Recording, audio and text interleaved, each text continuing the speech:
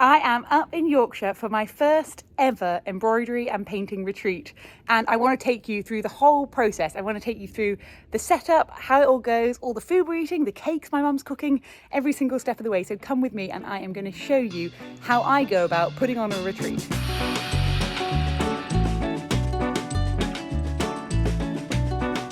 So this retreat is called the Embroidered Landscape, and the whole idea of it is that people are going to be starting to create their own embroidered landscape. And I love this format for embroidery. Oops, hit myself in the face. I love this format for embroidery. I feel like it's so good for having a narrative storytelling piece. And we are going to start from scratch, from absolute basics in this workshop. You need no sewing experience because I am a firm believer that you do not need much skill to create beautiful pieces. But we're going to go through the whole process of designing. And I have, so first bit of unboxing is I have loads of examples of pieces that I have stitched. The same embroidered landscapes, pieces that tell different stories, different kinds of narratives. From these ones to this phase where I was going through and clearly going through a bit of a phase of being obsessed with birds.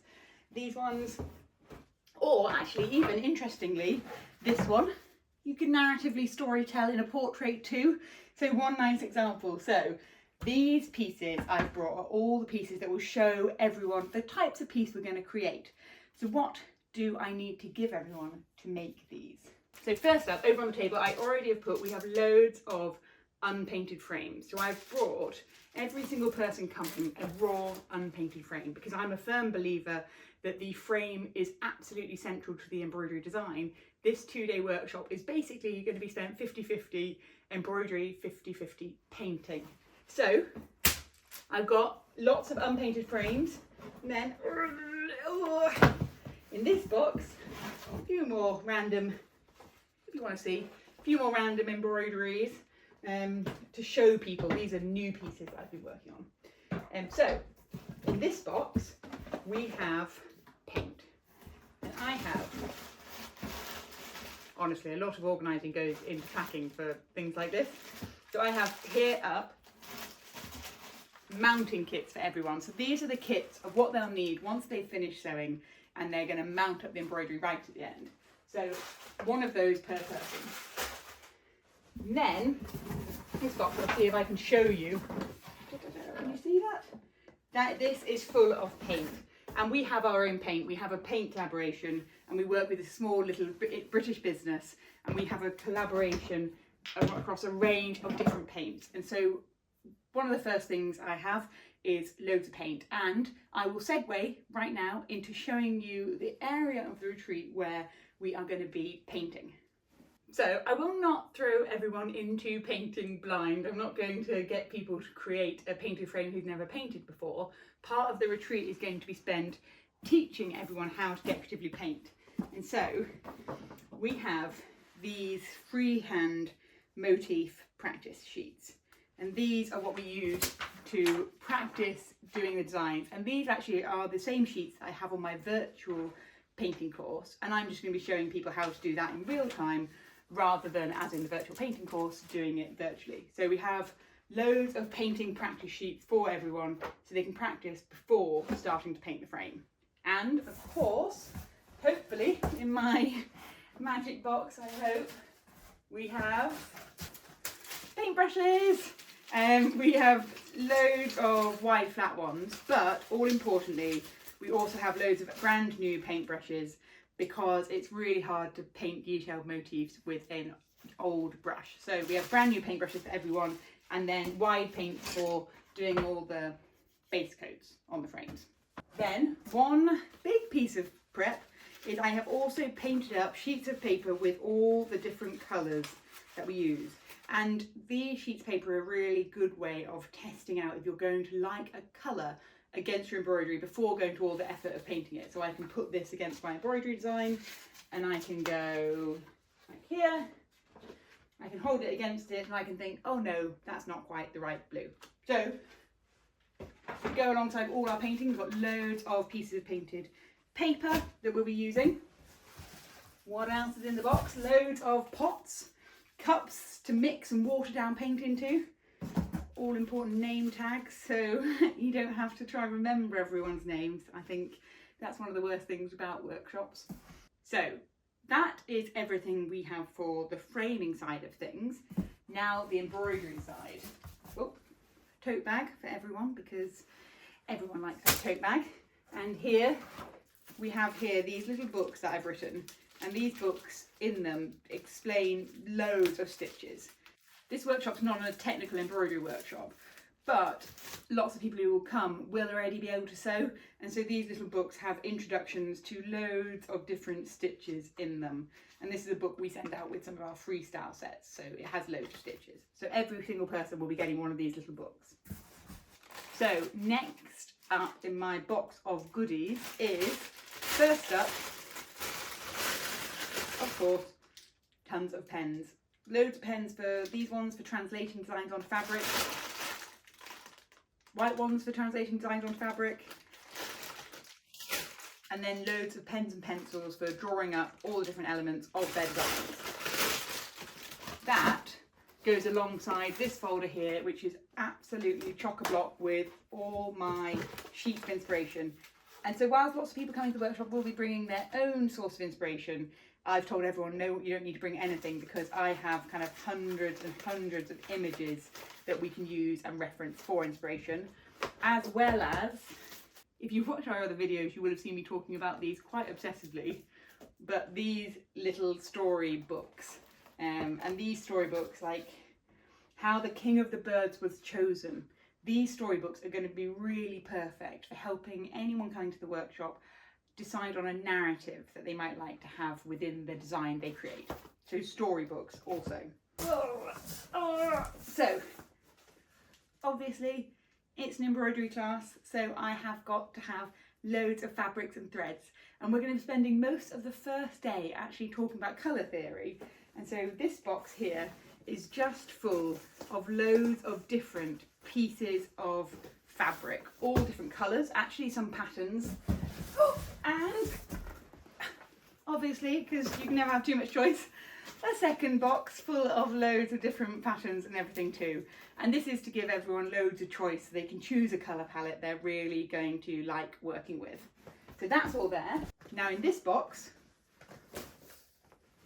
first up, like lots of swatches of fabric, because swatches of fabric are something I use quite a lot to talk about colour theory. And if you've done or looked at our freestyle embroidery course, you will have seen I talk about fabric swatches lots.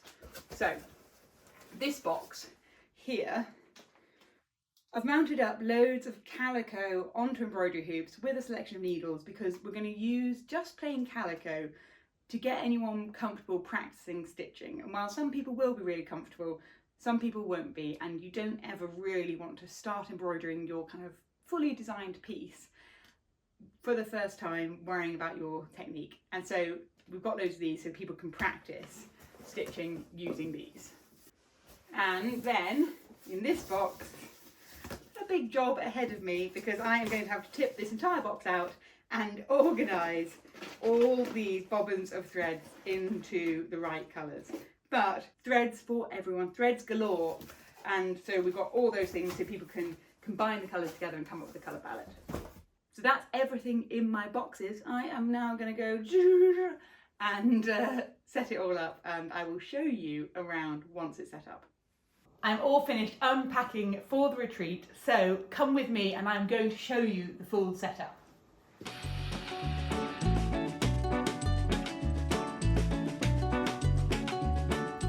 So here we go. This is the workshop space for the retreat, and I am all set up on the table for 12 people to come tomorrow. I've set everything up because we're going to kick off the day choosing colours. So on this table here, I have laid out all the different colours of fabric that people can choose to work from, and the whole basis of the retreat is this stitching landscape piece. So all those landscapes I showed you earlier, I have dotted around the room, ready for everyone to use as inspiration. Got out all these colour swatches so we can help everyone choose colour palettes, and every single person has on their chair a goodie bag, and in this bag we have all the elements they're going to need for the workshop, including the unpainted frame they're going to use.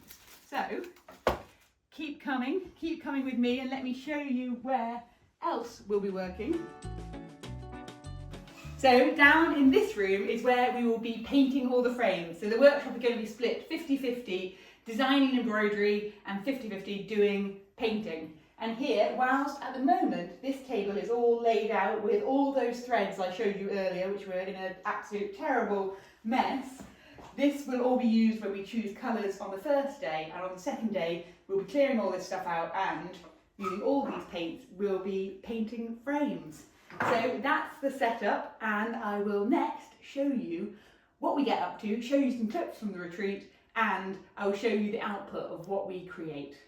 Sorry, I forgot to show you one thing, and my mum has been my cameraman and she has just gone and taken the dogs out. So one of the other great things about this space, and one of the great things about doing this retreat in my family home, is that we have loads of areas just to sit. And what I really want is for everyone at the retreat to feel like they're at home. The weather has gotten a bit cold. It's sort of those cold, crisp winter days now, feels like up here in Yorkshire. And so if it's really cold, we can light the fire, and I'll show you the fire just behind me. We can light the fire and sit around there. Or if the weather is good, which there is a chance it could be, then out that door, I'll show you too, we have a little sitting area so we could sit there and have lunch. And if we want, people can even go take themselves off into the sitting room and sit and have a bit of quiet time. If they just want to sit and embroider in silence, there's a different room they can go sit in. So there are loads of spaces, and I just want everyone coming to feel like they're at home. So here we go, we're going to move into the voiceover, and I'm just going to show you clips from across the 2 days. We started off the first day, all was focused around choosing colour palettes and painting frames. We did no designing really on day one, mainly just getting all the colours lined up. Now this is when my mum stepped in, preparing all the food, so many cakes. I think she did 5 cakes altogether, which was quite ridiculous. We had soup, we had a big ploughman spread, everyone got to spend some time with the dogs, so we had a lovely, really long lunch, all sat together, all sat around the table, which made it feel really communal and a really special experience. And I loved also having the help of my parents there to support along the way. So once we'd had lunch, everyone went back to choosing their colours, but then we did start looking at some inspiration. I talked everyone through my approaches to finding inspiration. Everyone started drawing, but they could draw in a non-stressed manner because I basically said I wanted them all to have a design the following morning. When everyone left for the day, Mum then helped me finish and varnish all their base coats of the frames, and I drew up everyone's designs, so they all started the next day ready to go. It's retreat day 2 and everyone is about to arrive, but just before they arrive, I wanted to show you because Mum and I got everyone's frames like second coated and varnished last night, and I drew up everyone's designs onto fabric, those who'd finished the design anyway. And I wanted to show you the stage everyone's at before day 2 because I think this is super exciting. I can't wait for them to arrive and actually see what they've designed and created. So I've laid out the table now with their designs on the fabric and their frames. A couple took the designs home to carry on working on them last night. So those ones will get drawn up today, but just look at some of these. So you see this one, we have Circe, a ship, in all these really strong colours, or come across here. We've got this like really lovely combination, and Amanda took her threads home with her, but her threads were all these lovely blues. Or Philomena here, where we've got this really lovely rich purple frame. We've got the elephant, these birds, and in all these purple shades. I can't wait to see this from Katie's, which is a nighttime sort of fishing scene that we're doing. And actually, funnily, another nighttime fishing scene next to it, but in a totally different palette and a totally different way. Or come round to Vivian's, where we have here this buffalo. We're going super kind of Indian, Rajasthan on it, little palm trees. We've got these birds in these really kind of rich Indian colours.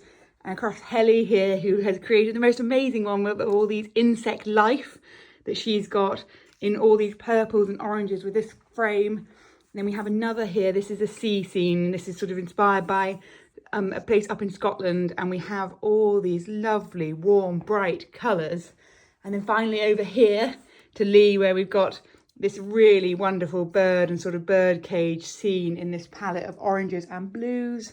So how easy does that make today? Because everyone's basically done their design, drawn it up. All we're doing today is we're focusing on decoratively painting the frame and then getting everyone started sewing. But to be honest, sewing is just the easy bit. Now they've pretty much done a really good design anyway. So can't wait to show you. Right at the end of the day, I'll show you how it all finishes. But this has been lovely.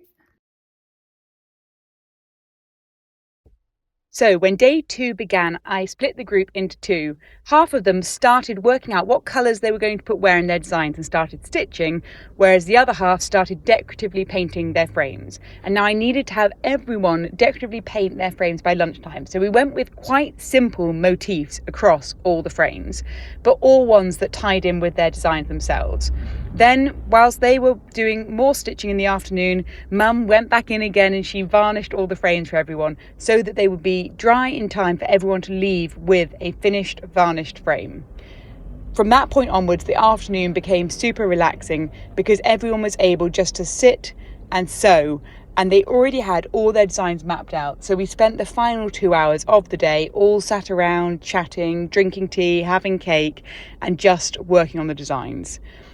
The final day finished with Mum and Dad putting the house back together again, moving our kitchen table back into the kitchen, and then we finally all together went and took a walk right up on the tops of the moor to blow away the cobwebs after a really successful retreat. It was all so enjoyable. So I'm going to close up with some final thoughts I've had since getting back to London. So I'm back in London and I am all unpacked, and I just wanted to finish the video with a couple of final reflections. Now I've already kind of reflected a bit on the whole retreat thing in last week's Studio Diaries episode 5 video, so watch that if you want to see the whole day workshop versus retreat thing. But really what I want to just say is one of the things that's carried on since the retreat is having a WhatsApp group where we are staying in touch and keeping up support and keeping up encouragement, because I think one of the issues of workshops is you always feel in the moment like I absolutely get this, I understand what I'm doing and everything, and then the moment you leave and you're outside of that supportive network and you're outside of the person who you can kind of ask for a bit of encouragement, it can be really hard to continue.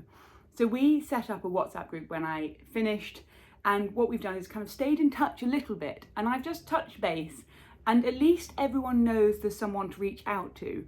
And this has got me thinking on a whole wider topic around this feeling of having more hands-on support and someone there who you can rely on just to say, keep going, change something, your thoughts are right, your thoughts maybe are kind of wrong or need a bit of support, you need a bit of help. To have someone who makes you feel supported in the creative process, because it is uncomfortable, it is intimidating, and if you're not used to it, you are not wrong for feeling kind of like the whole thing's quite emotionally and mentally draining. So that's part of what we're going to try and do with this new studio membership reboot thing that I also have talked about in other videos. But I want to bring this feeling of the retreat and the feeling of kind of aftercare to every single thing we do, as we encourage everyone to explore their creativity. And so kind of my takeaway from this is it has further validated for me the need to bring that to everyone, regardless of whether you've been to a retreat or not. So hopefully you can come to one of my retreats, and if you are interested, there are tickets going on sale for one more next week. That's going to be Sunday the 7th of October. We're just doing one retreat next year, so if you're watching this video before then, do go sign up for the newsletter, make sure you are aware of those dates, because that will be the only one next year. But otherwise there's going to be loads of stuff coming virtually, so look at the notes below this video and there will be some information on things and things you could sign up for which you might find interesting there. So yeah, thank you, they're my final thoughts. Bye.